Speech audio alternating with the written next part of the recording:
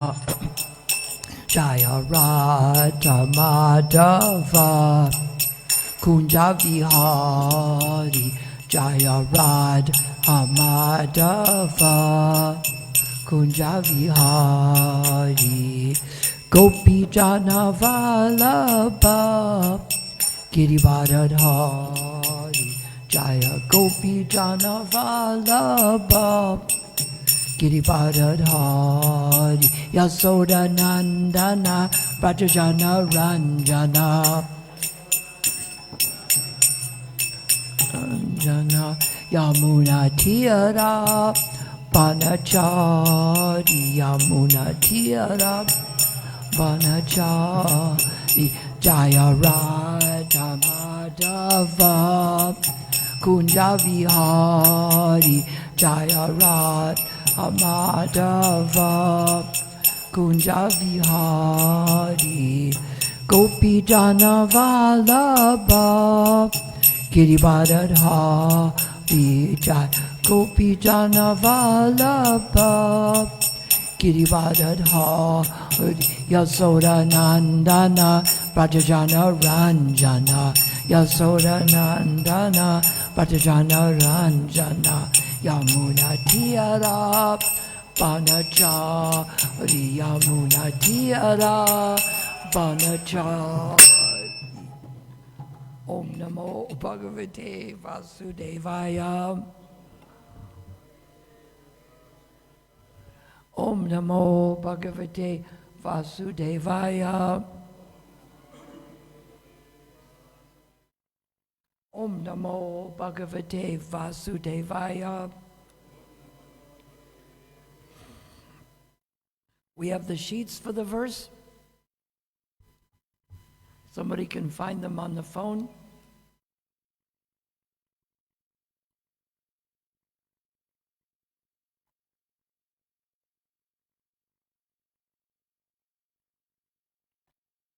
Today I think we'll read from the 4th canto of Srimad Bhagavatam, the 21st chapter, and we will read the 25th verse. So if you all have the sheets. Anybody find it on a phone? You can get those there while I'm reading them. Text 25. Tat Praja Pratur Pindartam Svartam Evanashuyava Evanashuyavaha Kurudot Saja Yas Tari Me Nugraha Kritaha Tad Praja Bratu Pindartam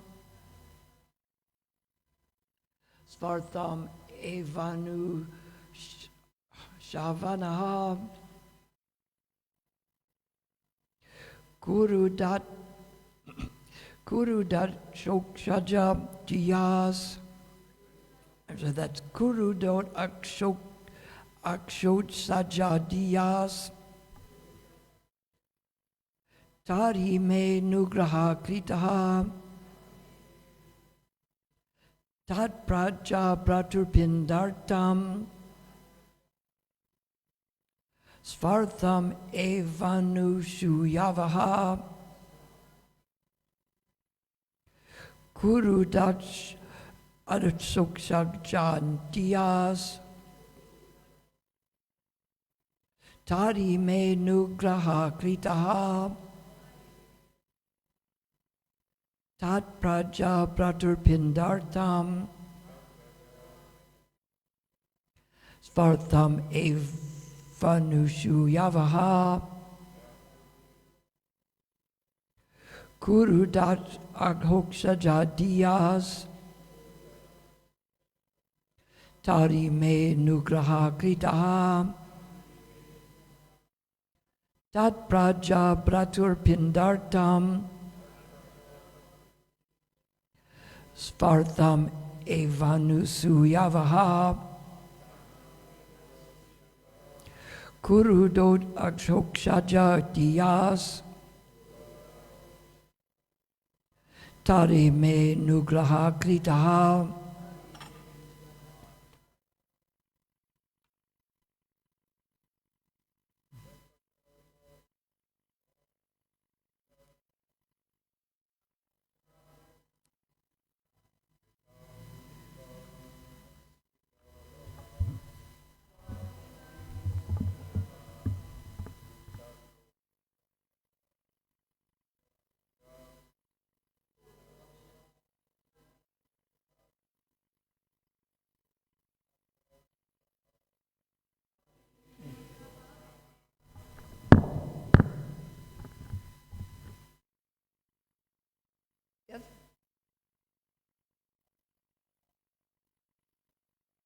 Tat pracha pratir pindartam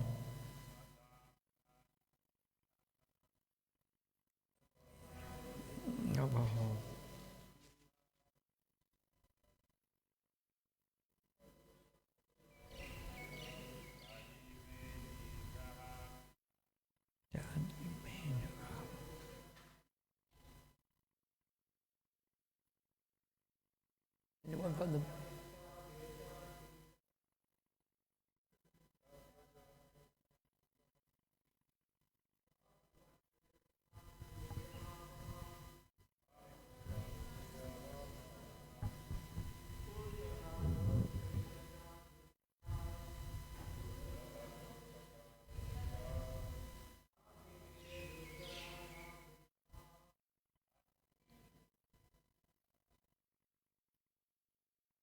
ladies?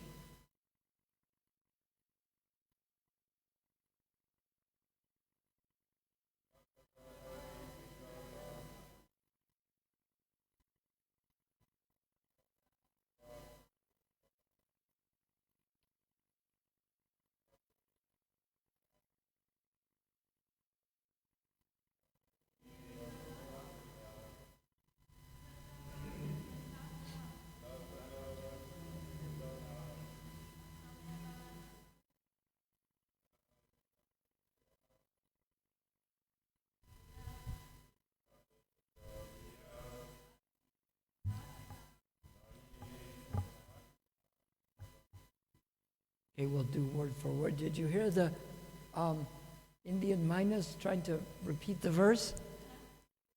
They were trying to go along with it. There he is, right there.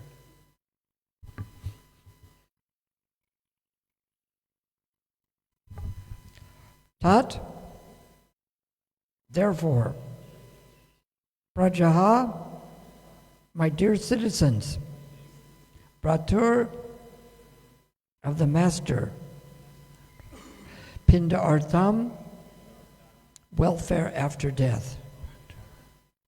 Sva Artham, own interest. Eva, certainly. Anusu Yavaha, without being envious.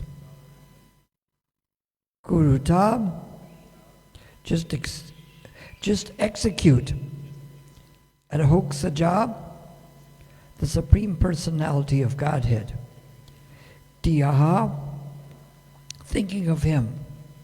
Tadhi, therefore, may unto me, anugraha, mercy, krita, being done.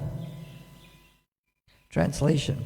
Prithu Maharaj continued, therefore, my dear citizens, for the welfare of your king after his death, you should execute your duties properly in terms of your positions of Varna and Ashrama, and you should always think of the Supreme Personality of Godhead within your hearts.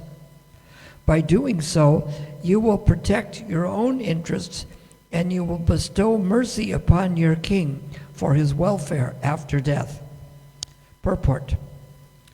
The words Adhoksajahadiya, meaning Krishna consciousness, are very important in this verse.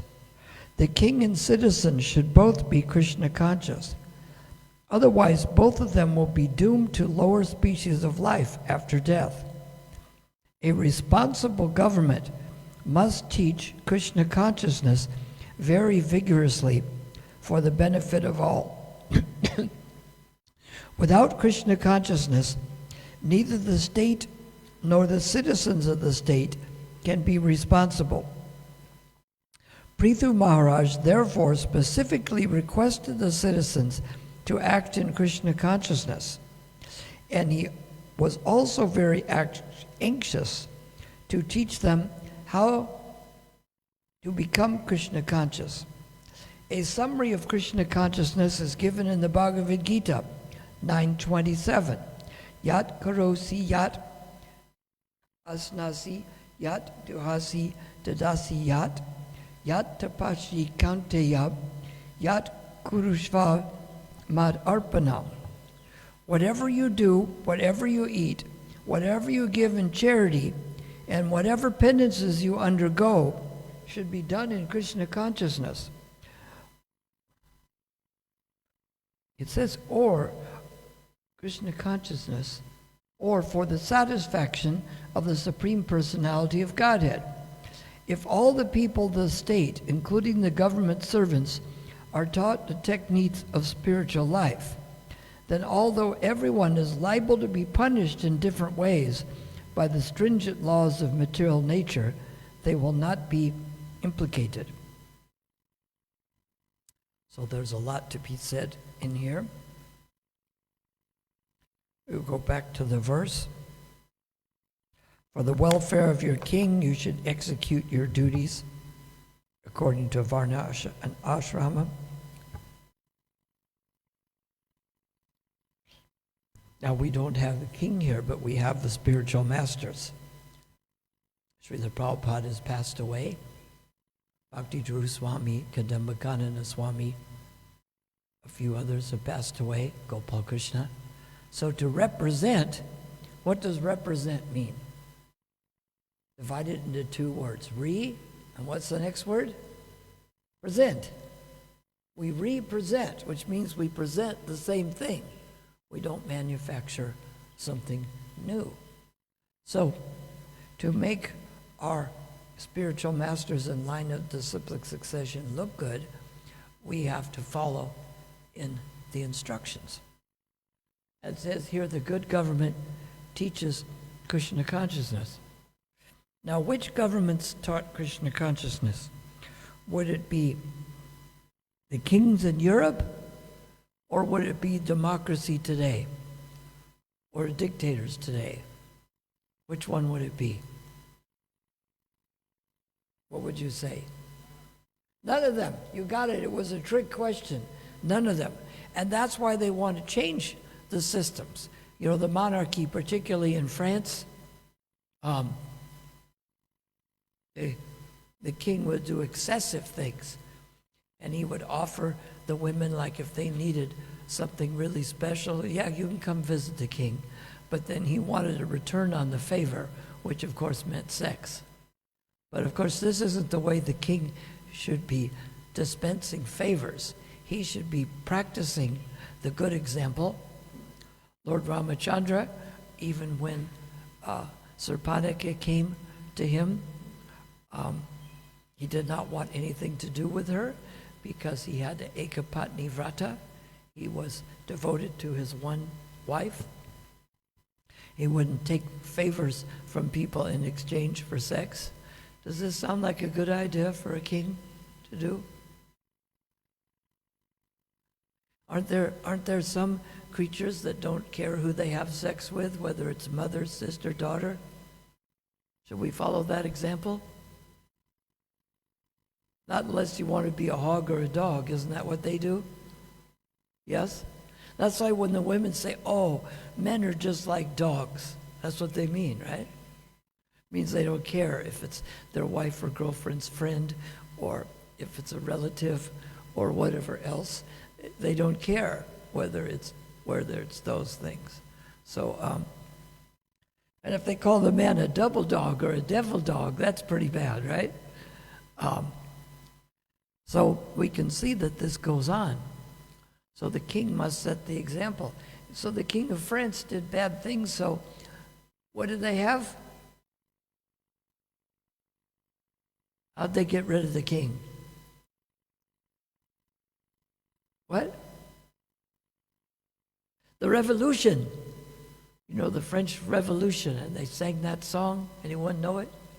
How's it go? Allons enfants de la patrie, le jour de gloire est arrivé. The day of glory has arrived. So when they got rid of the king, the day of glory arrived because the new government did everything in a Krishna conscious way. Did they? Maybe they do it today. Emmanuel Macron, he does it in a Krishna conscious manner. France isn't big on religion now, from what I see. We have one of the toughest times of any countries in Europe getting through in France. Better than France is Spain. Better than Spain is Germany. Better than Germany is Italy. Better than Italy is England. Better than England is the former Soviet countries. And so it's very hard, but with the right preaching.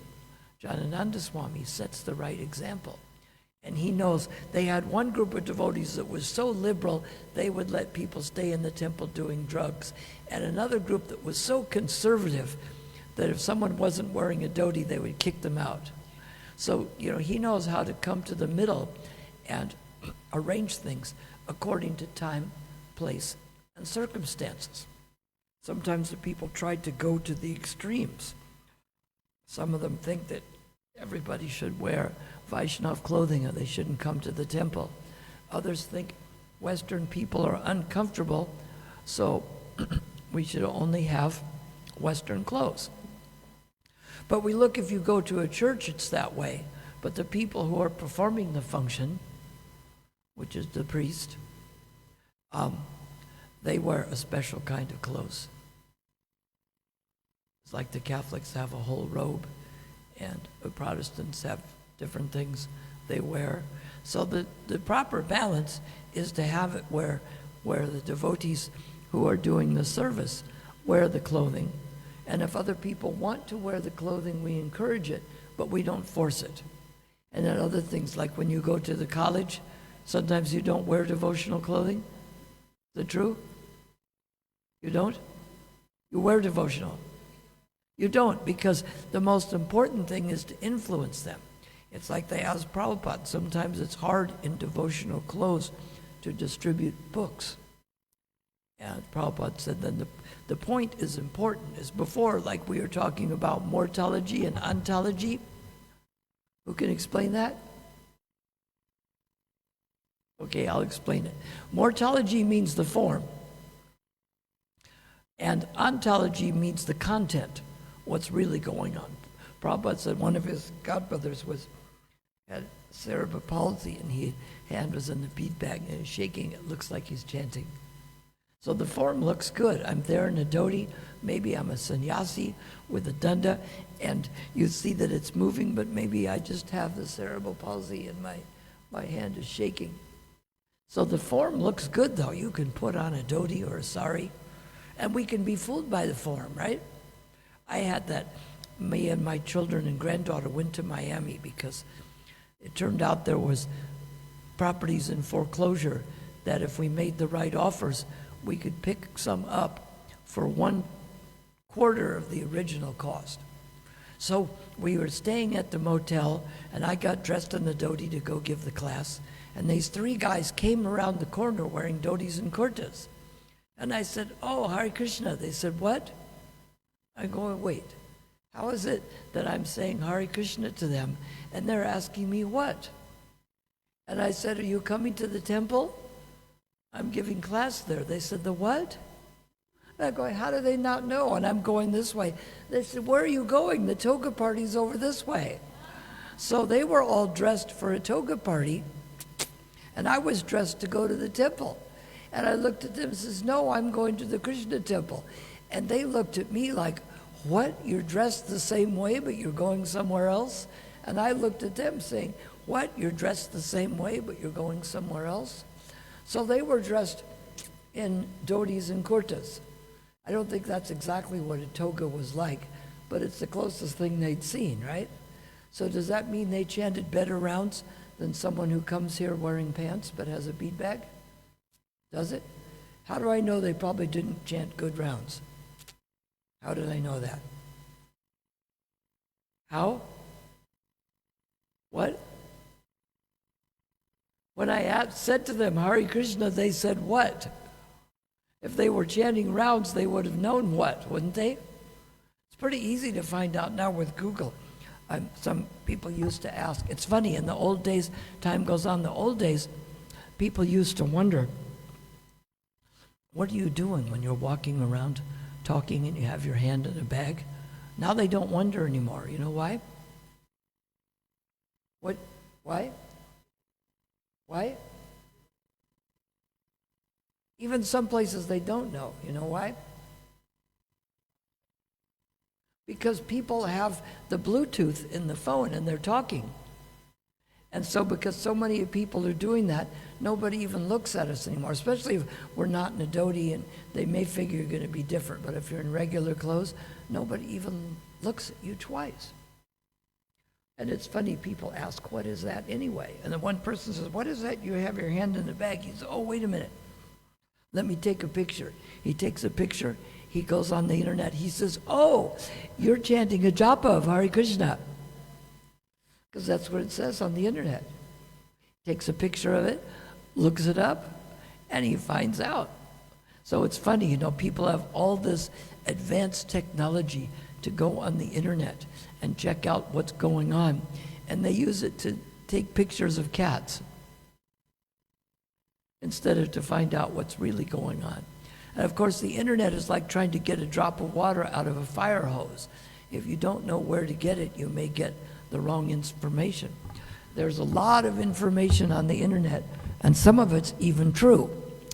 So how are we going to know what's true spiritually on the internet?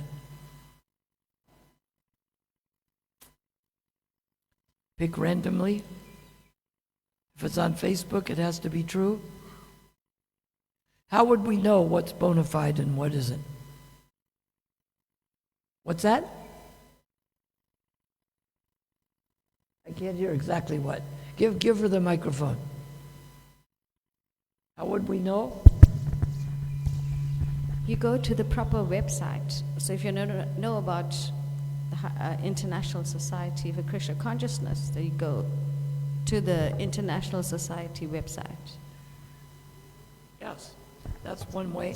And if you're looking at even other posts that people put on Facebook, how would you know whether they're bona fide or not?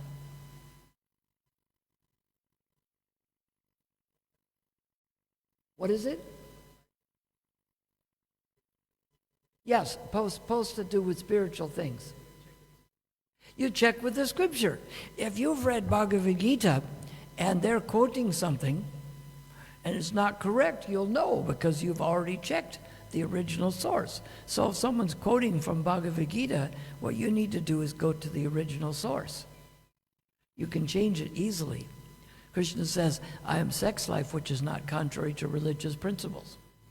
If you put a comma there, it changes everything. I am sex life, comma, which is not contrary to religious principles. So he says he's the sex life, which isn't contrary. Not that sex life is not contrary to it. So it behooves us to understand what is bona fide and what isn't. And that's why we need to read these books.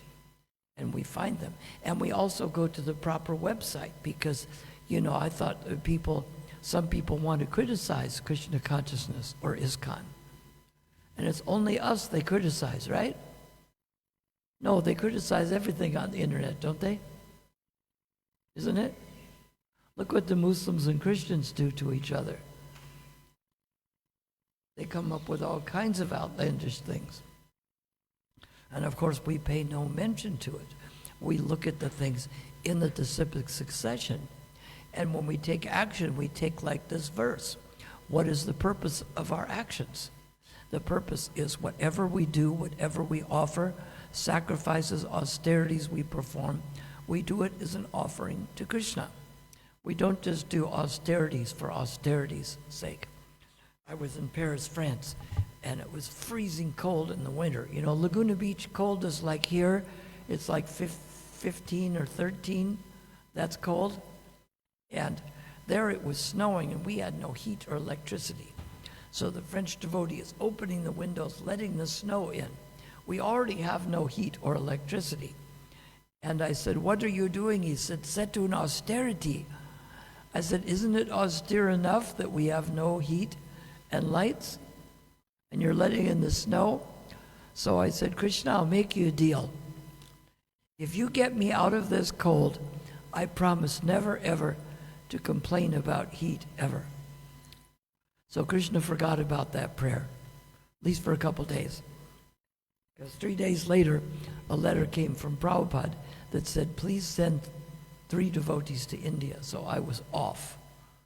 We went on the Afghan Airways. I was talking to the pilot in the Emirates. I says, yeah, that was a turboprop. He said, no, a turboprop is a jet with a propeller. That's just a plain turbo. That's not even a jet.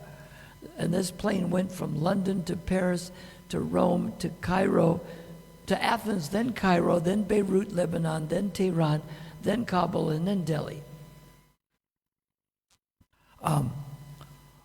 So that's why I say be careful what you pray for. You might get it. But at least the idea is I wanted to be with Prabhupada in India. So when we're praying or doing austerities, we don't sit on a bed of nails. Anybody here sit on a bed of nails? Austerities we perform in this age are what? The Harinam Sankirtan. And what's the big drum? The Brihad Mridanga, the printing press. Not like Putana, her stomach was like a big drum, but that's not the big drum we're talking about.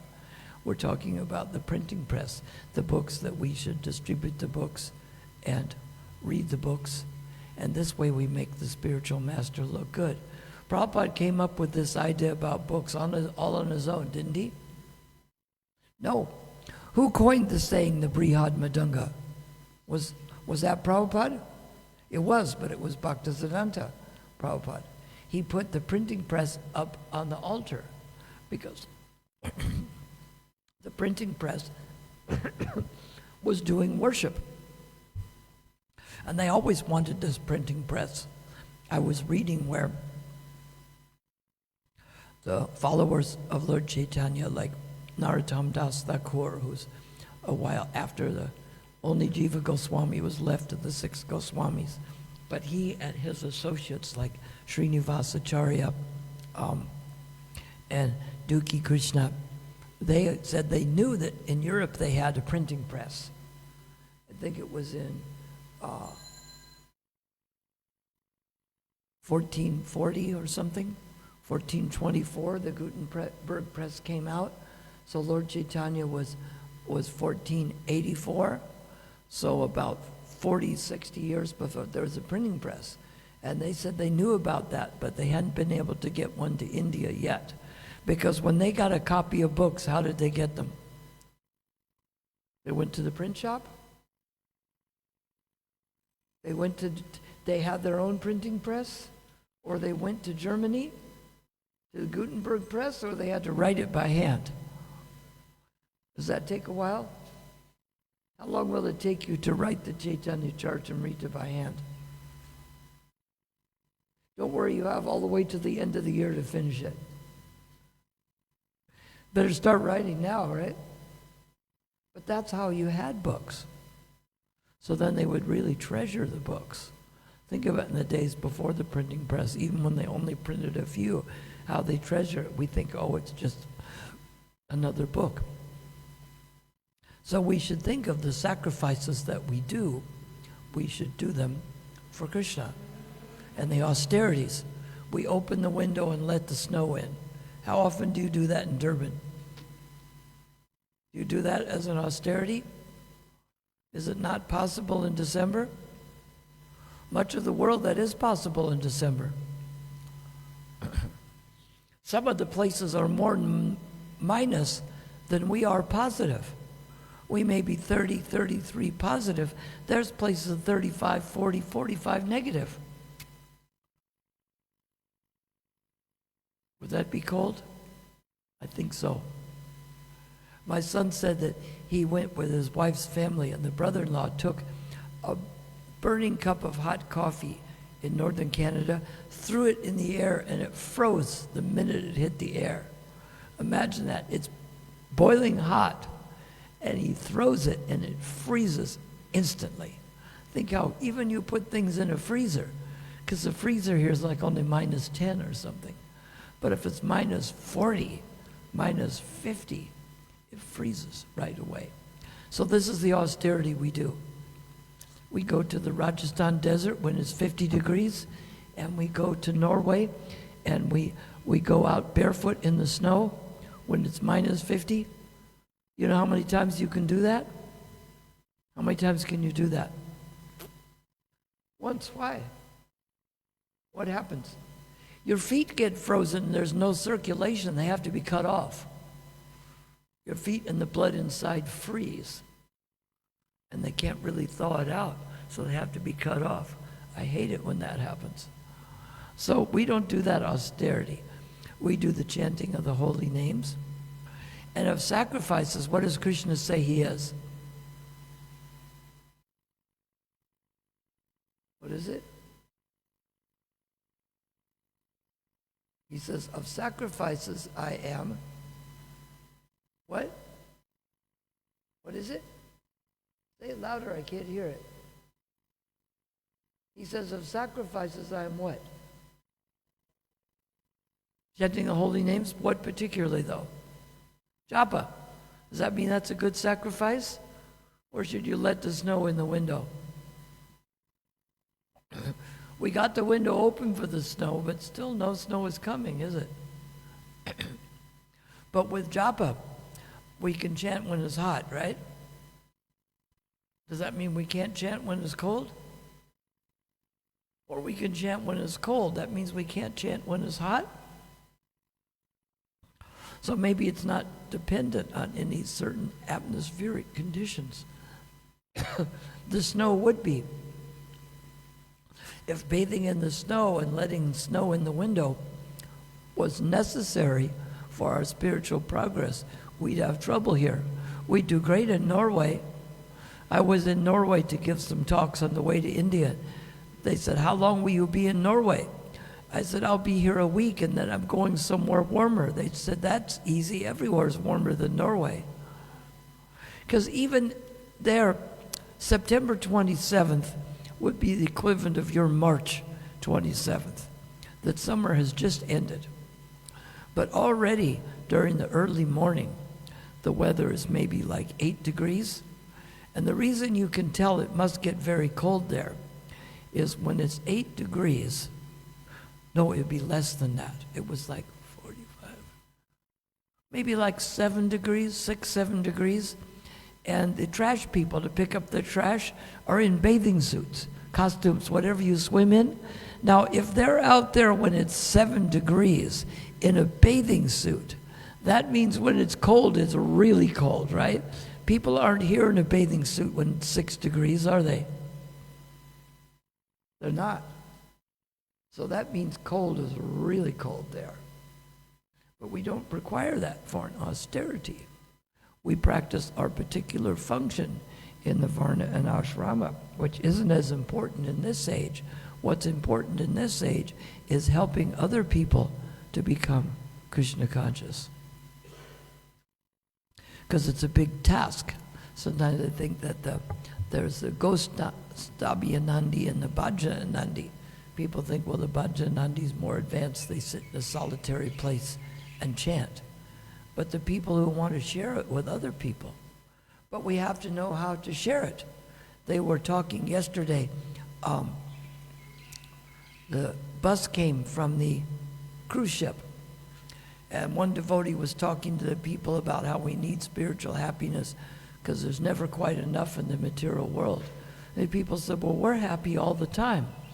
Well, I talked to them. They own a second home in Laguna Beach where even the cheapest condominiums there would start at maybe 20, 30, 35 million rand. So if they have a house, we're talking more like 30, 40, 50 million rand. And that's a second house. Does that mean they have money? If they have a second house, that's somewhere between 30 and 100 million rand? Does that mean they have money? You think so? Do they worry about money? They might. Some of the people who have the most are super worried that they could lose it, because you could lose some. Especially they have a goal that they're worth 10 billion, and by the end of the year they have to be worth 12. And when it's only 11 and a half, oh my gosh. Or they want to go to 15, they only go to $14 billion. And they go, I'm $1 billion short. As they say, it's like you can never have too much devotion or be too thin or be too rich, right? The people with the most money, do they relax and not worry about it, or are they trying the hardest to accumulate more? You take the people like Elon Musk that has $285 billion multiplied by 20 for rand, comes out to about 5.5 trillion rand. And Mukesh Ambani in India, who's worth about $125 million. Do they work twice as hard as anybody else? They do. Do you think they take a break, or they're always working? They've always got new ideas and they're right on top of it. So we find here, if someone's going to do those things, they should be doing it as an offering to Krishna. And we should think it in this way.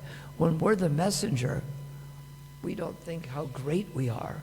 We think what an opportunity it is. Like if I come and I'm the mailman and I bring you a check for 1 million rand and you open it, it's 1 million rand. Does the postman think, look how great I am. I delivered a check for 1 million rand. Does a postman come here? I've never seen one. Does mail come here? No. That's a bit, you know what a mailman is though, right? What's that? You saw it on the TV, on the History Channel or something? How they used to deliver mail? I thought things always get better. If they delivered mail before, it should come now. So what uniform does the mailman have? You go down to the post office here and check? Yeah, that's what I found. I go down there and you can't really mail a letter if it's all closed up. So what color uniform do they wear? It's been that long? When did mail last come here? They don't come and bring mail up to here? No, what happens to mail? What if I send a letter here? Where does it go? Say what? So I go down to the post office here, I can collect mail? I can? Oh, the temple has a box. At this place? Really, you can check the box here. Oh, so they put it in. So what if you don't have a mailbox? What if I write it to the temple? Do they put it in the box? Do they know if it's ISKCON, it must go there? No postman. Did they wear blue or green uniform? It's been that long, huh? Dark green? How long has it been? 30? Really? 30 years ago since mail came?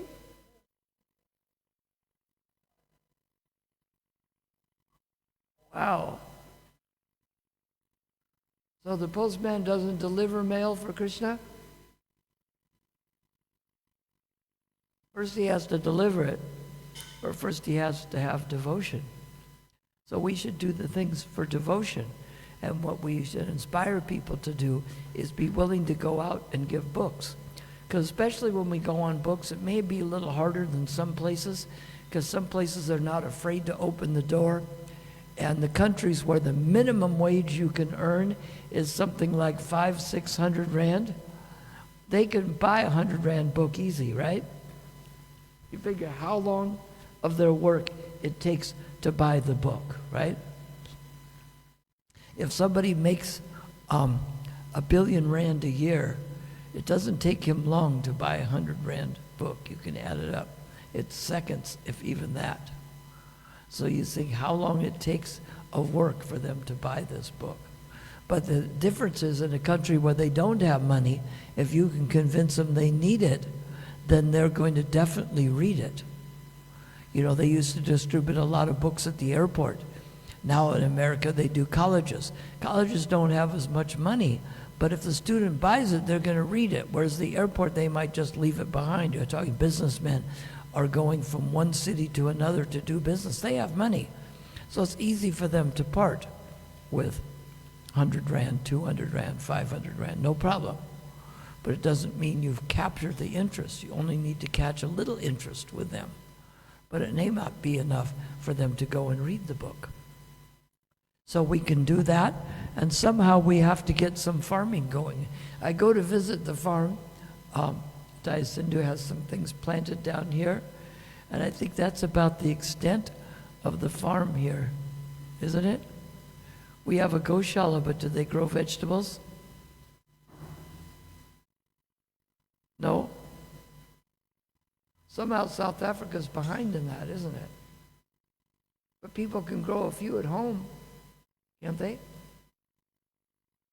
The closer to home, the better, which means if it's at the temple or in your own garden, and then you actually grow it for Krishna.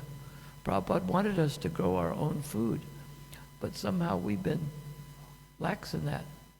People produce some product, but when like if you made record players, people used to buy those. They don't anymore, do they? Some people do. There are records. The record sounded better, and it came in a big album that looked like a calendar. When people have calendars, like, oh, is that a record album? They say, oh, what? And they were more exciting than just getting it on a disc. But we have to realize that this is the whole verse that Krishna is saying here. What we do it as an offering to Krishna.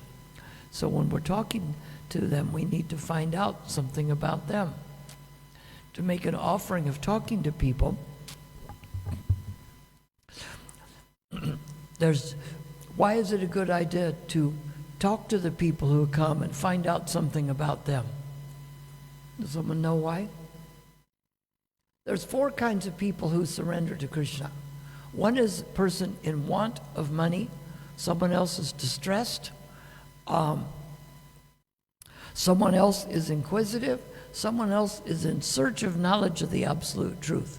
So if this couple comes from America and they've taken their children on a cruise, which means they have to fly all 4 of them to South Africa and rent the space on a cruise ship, and they have a second home in a very expensive town, would you be telling them that if you need money, you approach Krishna?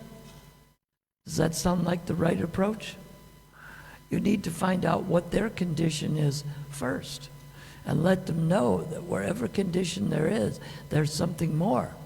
You tell them something like, this is an investment that always goes up in value, never decreasing. It's an ever-increasing ocean of transcendental bliss. And you say, people in the material world who have things invested, they're always looking to increase their investment portfolio, aren't they? And they'll say, yes. They say, well, we have a spiritual investment portfolio, which gets us all the things of the material and more. Because the material things are to give you power and to give you shelter and to give you things. And what is the goal of all those? To make you happy, right? So what if you could just go straight to being happy? Bypass some of that. So we can go straight to being happy, and it's an ever-increasing ocean of transcendental bliss, Anandam Buddhi Vardhanam. I remember reading in the junior high, which was between elementary school and high school, there was these short things we'd read and then we'd take the test on it, and this was called the law of diminishing returns. You know what that is? It's why they sell the 2-liter bottle, the price per ounce is less than for the 500 milliliter bottle. Why is that? Does anyone know why? The more you take of it, the less you enjoy of it. That doesn't sound good, does it? The more I take, the less I enjoy. They use this in advertising. The one said, "Are you smoking more and enjoying it less?" Are they? Is that the catchy phrase? Are they smoking more and enjoying it less? Yes, they are. So what's the solution? Switch brands, obviously. The new brand that just came out. What's the difference between the new cigarette and the old one? It comes in a different package. This is the form, not the content. If the color looks better and it has a new name, then it must be better. Right?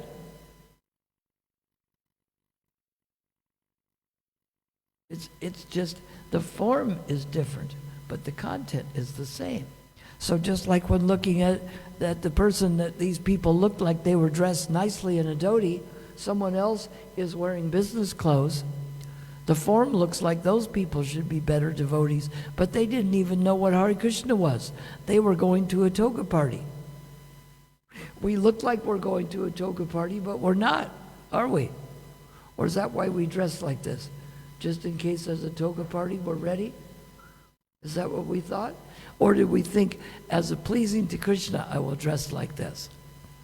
They don't do that at the toga party? Maybe. So that's the whole point here, is rather than make the impression, we have to do something that's pleasing for Krishna.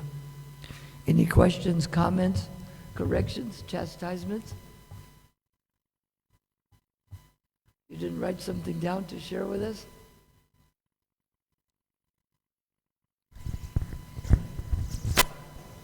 I'm just recalling how Prabhupada dealt with advanced technology in his time. Yes. Especially when the telegraph came out. Mm-hmm. And he didn't want it installed because it'll be a form of international gossip. People will be communicating with each other. And then also the telephone was disturbing him. Yes. So nowadays we find that there's so much gossip, like you're talking about social media and internet. And how do we deal with these things? Because, we have to be like the swan. The Paramhansa means a great swan because the swan can take the milk out and leave the water behind. So let's say you go on Facebook. Someone's posting about the special program at the temple. Then you pay attention to that. You drink it. It's the milk. If someone else is going to criticism or all kinds of nonsense, then you leave that. So it's a matter of accept the things that are favorable and reject the things that are unfavorable. That's a good point. But the thing is, when people read it, it scars them. It's not just like, you can just, like everybody is a swan. It's Yes. not like that. It's like, it Yes. scars the person because even Prabhupada said that, if you listen to his God brothers, you'll be scarred for life, when they're critical. So... if I say, you know what that Raghunath Bhatta does? It's so bad I can't even tell you. And people are thinking. Now, of course, that would be worse than even saying something, right? Because then they're going to imagine something worse. Yeah. And we find that sometimes with devotees. People make up things about them. And what we have to do is judge by the facts, not what people said happened. What if I tell you Raghunath Bhatta's in India? Do you criticize him for pretending to be here because I told you he's in India? Or do you reject what I said and accept what you see? So we have to be able to see what is in reality and judge it that way. That's why we deliberate on it. And we can't really control what people put on the internet. And some devotees put so many critical things. I said, instead of doing that, find something that's good and post that. Right? Thank you. It's like I said, we're going to go in the checkout line where they have all the candies at the discount, and anything that's healthy and bona fide, we're going to buy it. I found one. It says no sugar added, no chocolate. It's a vegan bar with coconut in it. And so I got one just in case I need some snack. So how many other candies did I have to look through to find that one? There's stacks of them, right? On both sides, right? So they had to look through. I thought, just I find something that's healthy and bona fide, I'll get it. And so that one was. It's a coconut bar that has no chocolate and no sugar, and I can't eat the whole nuts. That wasn't in it. So if I had to search through a whole bunch of those, then I take seriously the one that's positive. Because we can't ignore what's there, and sometimes we have to see what people are saying just so we know what's going on. But it's true, if people make up rumors, then they wonder, oh, what about this? But it's just that rumors. People can make up whatever they want. We have to judge by what we see, not by what people say. But it's unfortunate. They even great devotees, they make up things about them. And then it might make you wonder. But you have to go by what you've seen, not by what other people say. You have to discern from that. It can't be that some random statement. If I say Raghunath Bhatta's in India, do you start criticizing him for pretending to be here? Or do you realize I must have said something wrong? Must be humid today because both of my glasses are fogging up, huh? So it's kind of hard for us to deny the internet, but I find like people on Facebook that put something negative, I either block them or I don't look at what they post anymore. Just like when people are on Sankirtan, if somebody says something negative to you, some Christian people try to say some horrible, hurtful thing to us, you just say next and go on to the next one. You notice somebody's like that. Especially, I noticed that they were criticizing one devotee, and then they put in there something. People, they had a picture of like 106 devotees and it said, here's the group of pedophiles. Now, for them to accuse the 106 devotees that they probably don't even know the names of that, then you can know not to take anything they say seriously again. You can know from that. Because they've extended it to so many people, most they don't even know. How can they make a statement like that? So we can judge from that if they make statements that are ludicrous. And why are they trying to try it on the Facebook anyway? But it's true, some people read that and say, oh yeah, I read something terrible about you. But they do that with everything. Can you really? Sometimes Facebook puts people off for saying too many things that aren't true. And enough people complain, they stop them. I noticed that some people on my Facebook, all of a sudden they're asking me to accept them as a friend, and they were people that posted things about devotees that were untrue. And now somehow they had to get a new Facebook page, and they're requesting friendship. Do you think I accept their friendship? No. So people do complain about them, and some of them get bumped off. Not just untrue things about devotees, but other things that are untrue. When people say they're posting untrue and hurtful things, they get taken off. So, but you know, how much bad information is there out there? How many billboards are there advertising intoxication and sex? And how many are advertising Krishna? I think there's more with it. Zero. There must be some. We put up some somewhere, right? You see them in India. We put them on the internet. All right, Hare Krishna. I'm not going to give any more Bhagavatam classes this year, but on the 2nd of next year, I know it's a whole another year from now, we will discuss the next verse. So for the rest of this year, there won't be any more Bhagavatam classes, and this year I'm not going to give any classes except for the one they want me to give at noon. Someone said that. They said, because I've spent too much time on the internet, on December 31st, I'm going to stay off the internet, and I'm not going to go back onto it until January 1st. But we do need the internet for things.